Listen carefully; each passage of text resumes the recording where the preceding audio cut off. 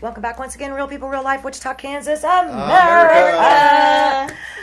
Oh, boy. You know, gosh, some days you just don't know what to do or think. This is going to be one of those days. First off, Alan, thank you for joining us. And I'm very, very, very, very sorry about what happened to Midnight. Okay, we have puppies everywhere. I'm surrounded. Yes, we're surrounded by puppies. And again, another huge thank you, obviously, Chip, Midwest Battle Buddies. I can't think of a better organization to have with us today. Thank you for having us. Thank you, Chip. Man, this is going to be a little tearful and a little sad, but I think that we might have some happy stuff at the end is the goal. I'm weird. I'll just say it. I'm weird. If you didn't know that, you do now. If there's a problem, you can't just let it fester. Okay, you can't just let it go. You need to communicate what is the problem. You need to communicate on what are some of the solutions. And then the best thing to do is, with that communication and with as much support as you can gather, work together so that this doesn't happen again. I can't say I'm sorry enough for your loss of Midnight. Midnight was your dog.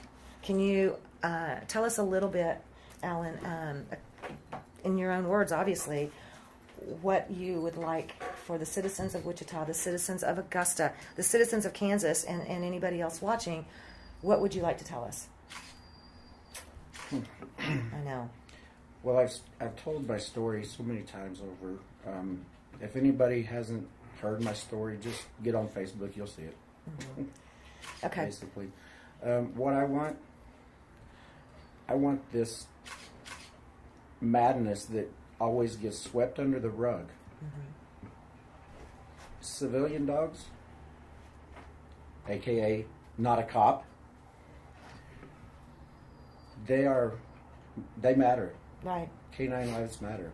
It's not just a cop's dog that matters, because we all know that if somebody were to kill a cop canine, there's going to be some serious consequences. Well, right. Guess what?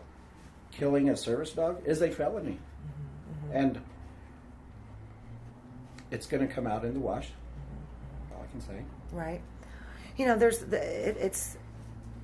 it's a horrible situation, you know, and I don't know all the details. I'm not going to confess or say that I do. I think that would be ridiculous for me to do that. I was not there. I don't have all the information, and I understand that there's always going to be more than one side to a situation. With that being said, a lot of you may, obviously, like you said, may know you from Facebook and from different news reports, because it was your dog Midnight that was shot and killed last week at your home.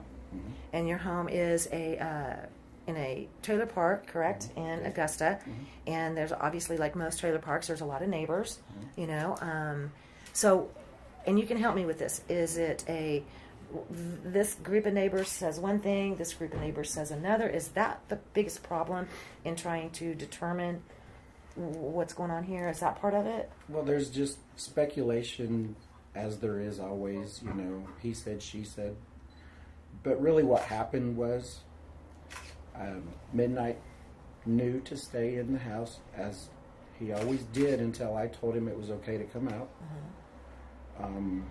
But he just, you know, happened to see a rabbit, a cat, I don't know. Right. But he took off, he went running down the street, and of course I went running after him, and just a few trailers down, he noticed a small dog up on his porch. Well, my mom has a Pekingese, which was his girlfriend, I guess, if you will. Right. And they played all the time. So, therefore, Midnight was used to playing with small animals, you know. And I've got two cats that, you know, he was not an aggressive dog. He was not a vicious dog. He was your baby. I mean, he was your baby. He got killed in cold blood, basically.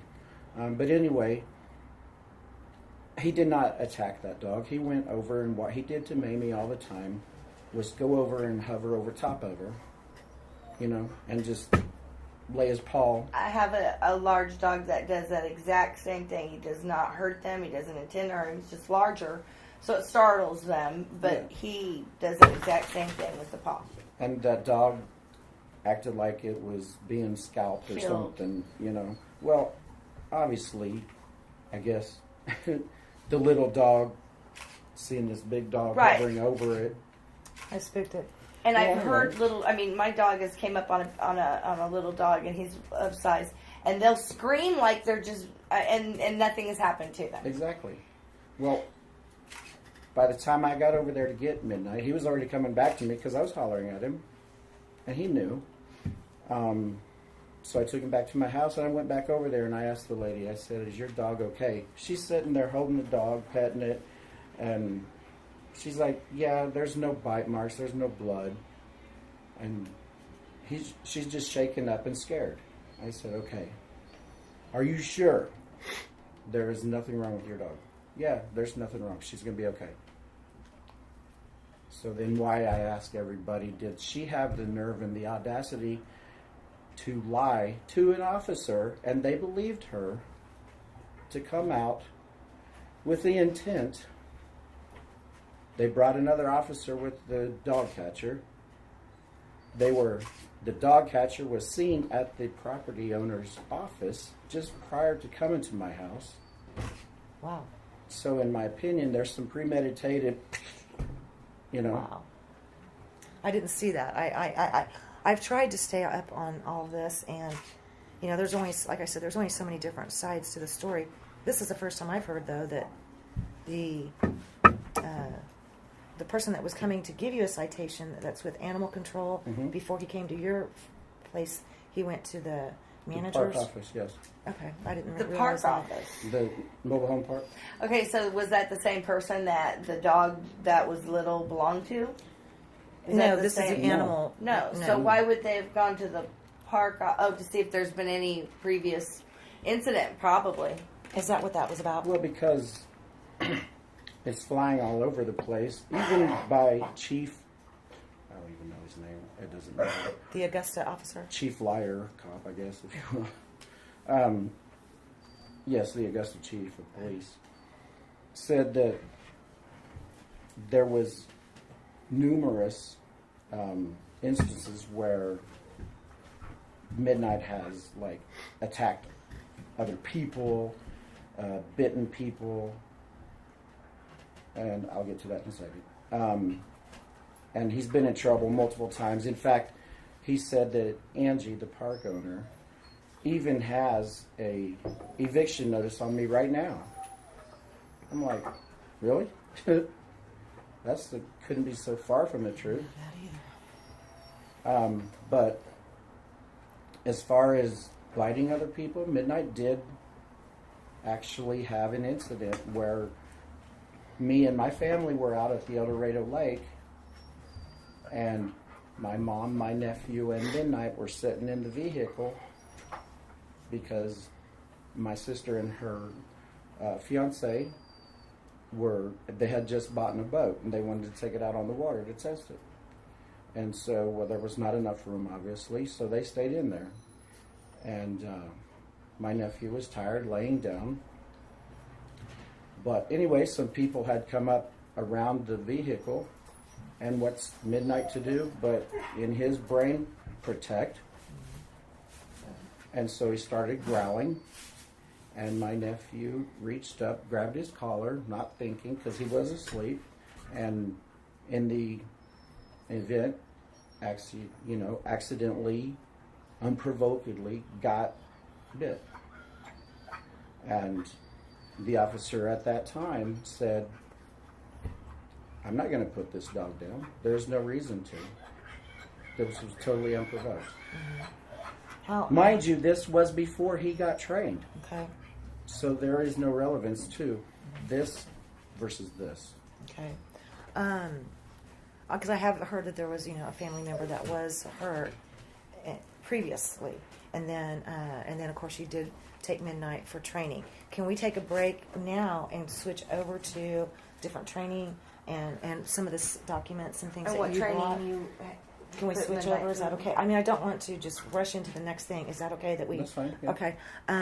You had sent Midnight to training, correct?